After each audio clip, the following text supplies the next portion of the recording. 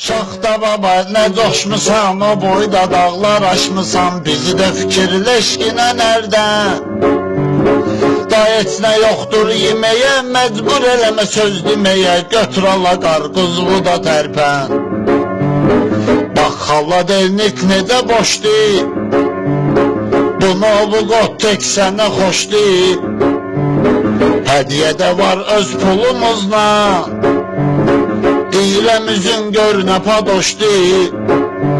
Bala krişon gedibdi sənin, davayala uçdun vətənin, hansı tərəfdir ora yerlə?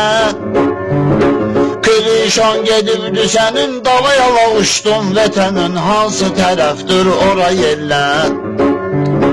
Şaxta baba nə coşmusan, o boyda dağlar aşmısan, bizi də fikirləşkinə nərdə?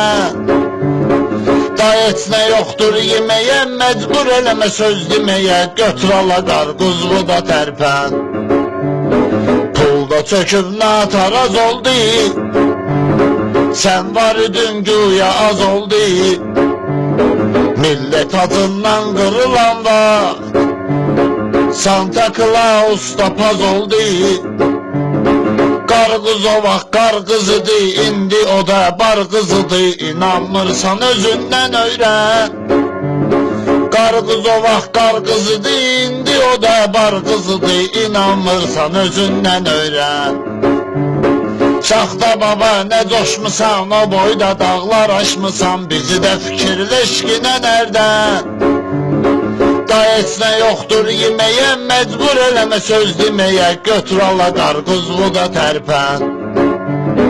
Xalqın işlə öt qarışırsan, hanı bəs işıqlar soruşursan, cəmaat işığa qənaət edir, sən yenə giz-giz danışırsan.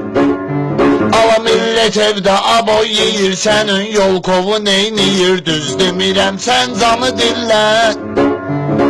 Yolka kimin dərmanıdır, sən ılğanım itqanıdır, beynimi töndərməginən sən. Şaxta baba nə coşmusan, o boyda dağlar aşmısan, bizi də fikirləşkinə nərdən? Da heç nə yoxdur yeməyə, məcbur eləmə söz deməyə, götür ala qarqızlı da tərpən. Götür ala qarqızlı da tərpən. Götür ala qarqızlı da tərpən.